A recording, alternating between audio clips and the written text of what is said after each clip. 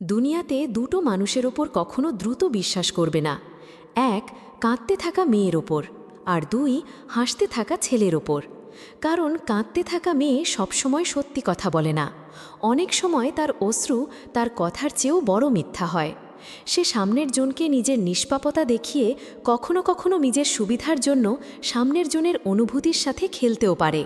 আর যে ছেলেটা হাসছে সে শুধু তার কষ্ট লুকানোর চেষ্টা করছে। কারণ যখন মনের বোঝা কাউকে বলা যায় না, তখন মানুষ হাসতে শিখে যায়। সেটা হাসি নয়, শুধু একটা মুখো, যাতে কেউ প্রশ্ন না করে, কেউ খোঁজাখুঁজি না করে। তাই কখনো কারো চোখের লুকানো অশ্রুকে হালকাভাবে নিও না, আর কারো হাসিকে তার আনন্দ ভেবো না।